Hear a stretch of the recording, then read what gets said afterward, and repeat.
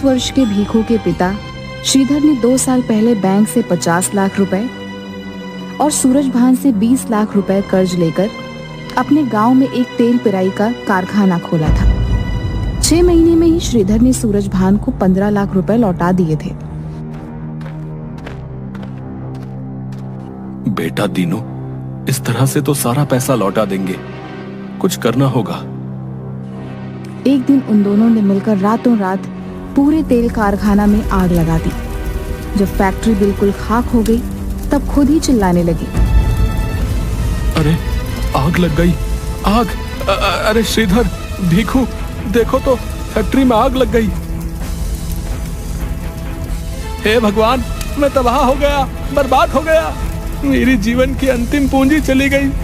सुरजा मेरे भाई, अब क्या होगा? सब खत्म हो गया। मत रो श्रीधर, हिम्मत से काम ले। हिम्मत? अब हिम्मत इस उम्र में कहां से लाऊं भाई? राधा जवान बेटी घर में पड़ी है। अभी परसों ही मैं उसके ब्याह की बात नदी के पार वैद्य शंकर मिश्रा के बेटे डॉक्टर दीपक से करके आया हूँ। अब उसके हाथ कैसे पीले होंगे भाई? सब ठीक हो जाएगा भाई, ऊपर वाले पर भरोसा रखो। अब कुछ ठीक नहीं हो सकता। ये मेरे जीवन की आखिरी पूंजी थी जिस पर मैंने तुमसे और बैंक से 50 लाख रुपया लोन लेकर जुआ खेला था। सब कुछ ठीक चल रहा था। अगर इसी तरह चलता तो मैं 2 साल में सब ठीक कर देता, लेकिन भगवान को शायद मेरी खुशी मंजूर नहीं थी। जब फैक्ट्री में आग लगी उस समय भीखू शहर में ग्रेजुएशन की पढ़ाई कर रहा था। खबर सुनते ही भीखू दूसरे दिन ही ट्रेन का टिकट लेकर गांव पहुंचा। जिस गांव को वह हंसता खेलता छोड़ गया था, वही गांव आज वीरान सा लग रहा था। जैसे ही घर के पास पहुंचा, दूर से ही उसे घर में रोने बिलखने की आवाज सुनाई दी। वह हक्का बक्का अपने अटैची को वहीं छोड़कर दौड़कर घर आया। भैया, सब कुछ खत्म हो गया। तुम्हारे पिताजी के लिए तेल फैक्ट्री सिर्फ एक फैक्ट्री नहीं, उनकी आत्मा थी। फैक्ट्री जाने का शोक वो सह नहीं सके और अपनी आत्मा के साथ उन्होंने भी देह त्याग दिया। नहीं, मेरे पिता बहुत मजबूत इंसान थे, वो इस तरह नहीं टूट सकते। पापा, क्या हो गया पापा? आप क्यों हमें छोड़कर चले गए? आप ही तो थे जो हमें हिम्मत देते थे। आपका ही हौसला देख मैं आगे बढ़ने की सोच रहा था, और आज आप ही चुपचाप निकल गए। चुप हो जा बेटा, मत रो। अब परिवार की सारी जिम्मेदारी तुम पर ही है। जवान बहन राधा और बूढ़ी माँ देवकी, इन सभी को तुम्हें ही देखना है। अगर तुम इस तरह रोओगे तो फिर इन लोगों को ढांढस कौन देगा? भीखू जब पिताजी का दाह संस्कार कर वापस लौटा तो रात में राधा ने उसे सारी बात बताई। पिताजी फैक्ट्री के जल जाने की वजह से बुरी तरह टूट चुके थे, यहाँ तक कि उन्होंने खाना भी छोड़ दिया था। बहुत देर तक सूरजभान चाचा और पिताजी फैक्ट्री के पास बातें कर रहे थे। वहां से आने के बाद वो बेड पर लेट गए, लेकिन उन्हें नींद नहीं आ रही थी। लगातार करवटें बदलकर वो कुछ सोचे जा रहे थे। लगभग 3 बजे मम्मी की नींद लग गई, लेकिन कुछ ही देर बाद मम्मी को एहसास हुआ कि पिताजी वहाँ नहीं है। मम्मी और मैं उन्हें खोजते खोजते जब फैक्ट्री के पास गए तो देखा कि फैक्ट्री की सीलिंग फैन से वो लटके हुए थे। इतना कहकर राधा रोने लगी। भीखू किसी तरह अपने आप को संभालते हुए राधा को चुप कराया। चुप हो जा बहन, इस दुखों के पहाड़ को हमें मिलकर पार करना होगा। श्रीधर का 13वां दिन जब श्राद्ध कर्म का भोज हो रहा था, उसके बाद सूरजभान ने भीखू को बुलाकर उसे अपनी 5 लाख रुपए की बात याद दिलाई। बेटा भीखू, तुम्हें वो पैसे तो याद है ना? ना चाहते हुए भी मुझे याद तो दिलाना ही पड़ेगा। सूरजभान चाचा, कुछ मोहलत दो, मैं सभी का पाई पाई चुकता कर दूंगा। बेटा, अब हमारी पीढ़ी तो चली गई, अब नई पीढ़ी के तुम लोग हो। दीनू चाहता है कि वो भी एक तेल फैक्ट्री खोले, इसलिए पैसों की सख्त जरूरत है। इस घटना के 10 दिन बाद आज दीनू भीखू को धमका कर गया है। दरअसल उन बाप बेटे की नजर फैक्ट्री और श्रीधर के कुछ बचे हुए जमीन के टुकड़ों पर थी। देख भाई भीखू, 10 दिन का वक्त दिया था, वो भी पूरा हुआ। अब अगर तुमने जल्दी से पैसे का इंतजाम नहीं किया तो फैक्ट्री के पास की जमीन भी तेरे हाथ से जाएगी, समझा ना? दीनू भाई, मुझे कुछ दिन का और वक्त दे दो। अब तुझे वक्त नहीं मिलेगा, तेरा वक्त खराब होगा, याद रखना।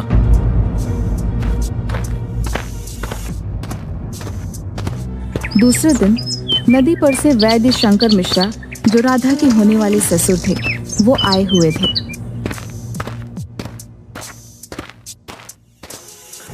आइए चाचा जी, नमस्कार, बैठिए। बेटा भीखू, लगभग 1 महीने से मैं तीर्थ यात्रा पर था, कल लौटा हूं तो श्रीधर के बारे में पता चला।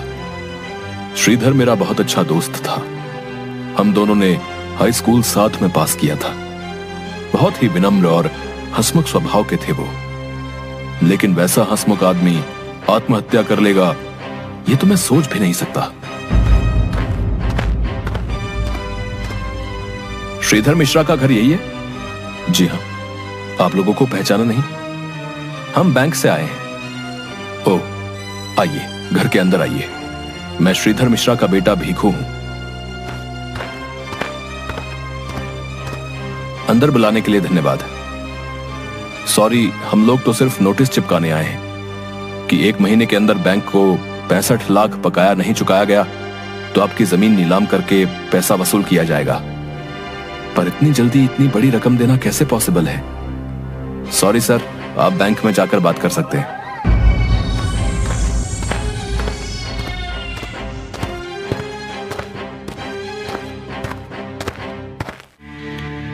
देखो भीखू, बुरा नहीं मानना, रिश्ते अपने लेवल में ही हों तो सफल होते हैं।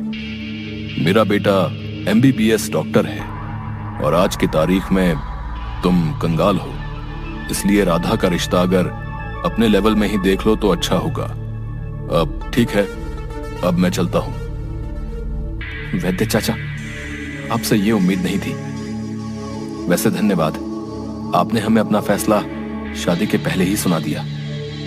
जो इंसान स्टेटस देखकर रिश्ता बनाता है वो रिश्ता नहीं सौदा करता है, और हमें रिश्तेदार की जरूरत है, सौदागर की नहीं। प्रणाम।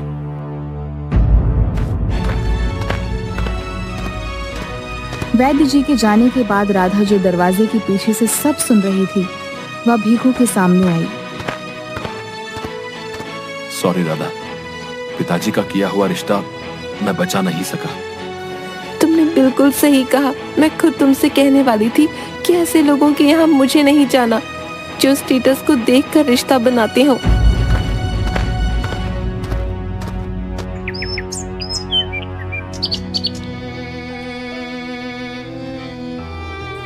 भीखू को नींद नहीं आ रही थी। रात के 12 बज चुके थे। उसे एकाएक गर्मी महसूस होने लगी। वह बेचैन हो उठा। चारपाई और तकिया लेकर वह छत पर गया। करीब 2 बज रहे थे, लेकिन उसको अभी भी नींद नहीं आ रही थी। बैंक का और सूरजभान सिंह का लोन चुकाऊंगा। लगता है एकमात्र पुश्तैनी जमीन बेचनी ही पड़ेगी। वह इसी उधेड़-बुन में था कि तभी भीखू आकाश की तरफ देखा। एक उल्कापिंड चमकता हुआ बहुत तेजी से नीचे उसके खेत में गिरा। कुछ पल के लिए लगा कि खेत में आग लग गई, लेकिन अगले ही पल खेत में उड़न तश्तरी उड़ती हुई दिखाई दी, फिर कुछ दूर जाकर विलीन हो गई। भीखू सुबह सुबह खेत पहुंचता है और देखता है कि खेत में केसर का फसल लहलहा रहा है। अरे ये क्या, मेरे खेत में केसर की फसल? ये कैसे संभव है?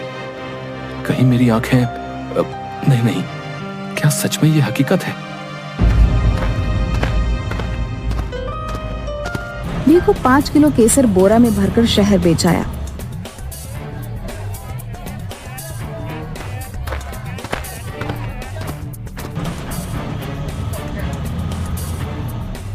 उधर से लौटने पर देखा कि केसर फिर खेत में लहलहा रहा है। भीखू को अब समझते देर न लगी। खेत में जादुई फसल है, शायद पिताजी सब सुन और देख रहे हैं, इसलिए उन्हीं के आशीर्वाद से खेत में केसर लहलहा रहा है। दूसरे दिन भीखू सबसे पहले अपने खेत का बाउंड्री करवाता है और सूरज भान के घर पहुंचता है। अरे भीखू, सुबह सुबह कैसे आना हुआ? खेत का कागज लाए हो क्या? दीनू, जरा चाय बोल देना, अपना भीखू आया है। वो चाचा आपके पैसे देने थे, ये लो अपना 5 लाख रुपया, और ये रहे 50,000 रुपए आपका सूद। अरे बेटा, मैं तो बस तुम्हें याद दिला रहा था, अभी इतनी जल्दी पैसों की कोई जरूरत नहीं थी। खैर ये बताओ कि पैसे कहां से लाए? कहीं किसी से लोन तो नहीं उठा लिया फिर से? नहीं चाचा, मैंने कहीं से लोन नहीं लिया है, और इन सब घटनाओं के बाद मैं कभी कहीं से लोन नहीं उठाऊंगा। बस आप लोगों का आशीर्वाद है कि पैसे का इंतजाम हो गया और हमारी प्रतिष्ठा बनी रही।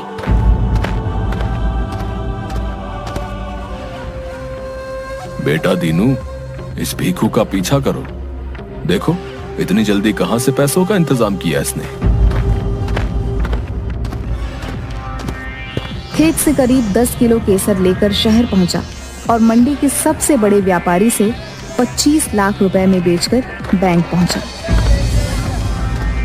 मैनेजर साहब, मैं श्रीधर का बेटा भीखू हूँ, लोन सेटलमेंट के लिए आया हूँ।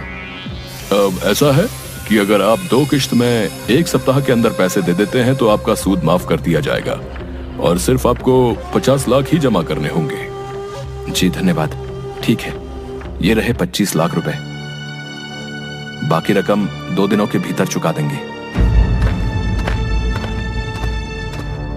सारा लोन चुकता करने के बाद जल्द ही भीखू केसर बेचकर शहर के मंडी का सबसे बड़ा व्यापारी बन चुका था, और कुछ महीनों बाद जली हुई तेल की फैक्ट्री को वो फिर से चालू करने का निर्णय लेता है। उधर दीनू को पता चलता है कि भीखू आजकल केसर का बिजनेस कर रहा है। पिताजी कहाँ हो आप? अरे उल्लू के पट्टे, यहीं बैठकर पेपर पढ़ रहा हूँ, तुझे दिखाई नहीं देता? देखो श्रीधर के बेटे को, बाप का सारा लोन चुका दिया, वो भी सूद समेत, और एक तुम हो जो बाप को लोन लेने पर उतरवा दोगे। अरे पिताजी, वही खुशखबरी तो आपको देने आया हूँ। भीखू कहाँ से पैसा चुकता कर रहा है ये हमें पता चल गया है। वो जो अपना खेत का बाउंड्री करवाया है उसके अंदर केसर की खेती है, और वही बेचकर सारा पैसा चुकाया है। अभी अभी मंडी से हमको पता चला। ओहो, तभी कहूं कि लौंडे को कौन सी लॉटरी लग गई है जो 1 हफ्ते के अंदर सारा लोन चुकता कर दिया।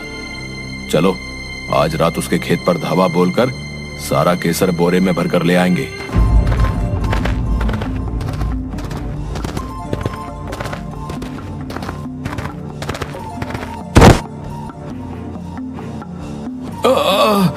बाप रे बाप, अरे मर गया रे।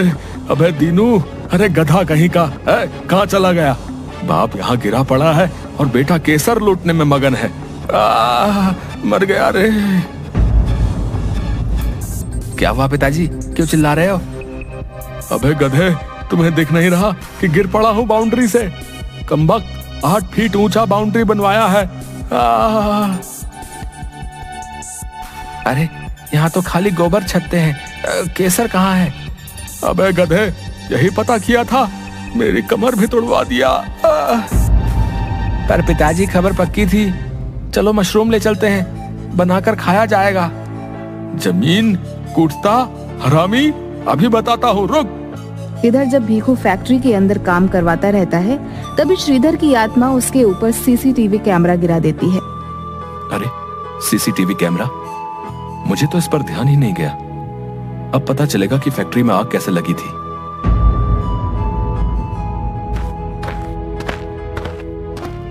जब वो सीसीटीवी कैमरा को ध्यान से देखता है तो पता चलता है कि फैक्ट्री में आग सूरज सिंह और उसके बेटे दोनों ने लगाई थी। वह यह देखकर सन्न रह जाता है कि उसके पिताजी को भी ये दोनों जबरदस्ती रस्सी के फंदे में बांधकर लटका दिए थे और उसे आत्महत्या का रूप दे दिया था। भीखू सीसीटीवी फुटेज को सीधे जाकर पुलिस स्टेशन में दे देता है। सीसीटीवी फुटेज के आधार पर पुलिस सूरज भान और उसके बेटे को गिरफ्तार कर लेती है। अदालत में सुनवाई होने के बाद उन दोनों को आजीवन कारावास की सजा सुनाई जाती है। इधर गांव में भीखू श्रीधर ऑयल मिल नाम से एक बड़ा सा तेल फैक्ट्री खोलता है। जल्द ही भीखू अपने मेहनत और लगन से इंडिया का नंबर 1 ब्रांड तेल का मैन्युफैक्चरर बन जाता है। राधा की शादी बड़ी ही धूमधाम से शहर के एक प्रतिष्ठित डॉक्टर से करवाता है। एक दिन वैद्य शंकर मिश्रा भीखू के पास पहुंचते हैं।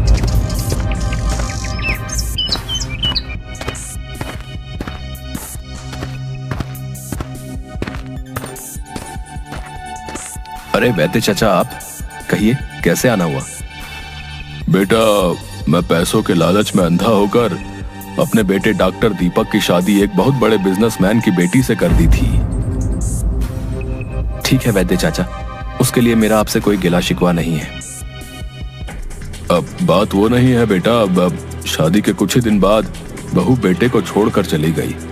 ऊपर से उसके बाप ने हम पर दहेज का केस कर दिया और दहेज का सारा पैसा वापस ले लिया। 3 महीने बाप बेटा दोनों जेल में रहे। ओह, कोई बात नहीं। कितने पैसे चाहिए? मैं मैनेजर से कहकर आपको दिलवा देता हूँ। अब पैसे नहीं बेटा, सुना है कि राधा के हस्बैंड का बहुत बड़ा नर्सिंग होम है, उसमें मेरे बेटे डॉक्टर दीपक को रखवा देते तो बहुत मेहरबानी होती। देखिए वैद्य चाचा, मैं उस नर्सिंग होम में तो डॉक्टर दीपक को अपॉइंट नहीं करवा सकता, लेकिन एक क्लिनिक जरूर खुलवा सकता हूँ। अब बेटा मुझे माफ कर देना, रिश्ता स्टेटस से नहीं, रिश्ता दिल से बनाना चाहिए। आज ये ना मानकर मैं पछता रहा हूँ। सब कुछ अब ठीक हो गया था। भीखू एवं उसका परिवार सभी संपन्नता से खुशी पूर्वक रहने लगे। भीखू एक रात केसर की जादुई फसल को देख रहा था और सोच रहा था कि यह जादुई फसल अगर ना होती तो शायद वो लोग इस गांव में भी नहीं होते। वह फसल को प्रणाम करता है, तभी एक उल्का पिंड उस खेत में गिरती है और सारा फसल जलकर राख हो जाता है। भीखू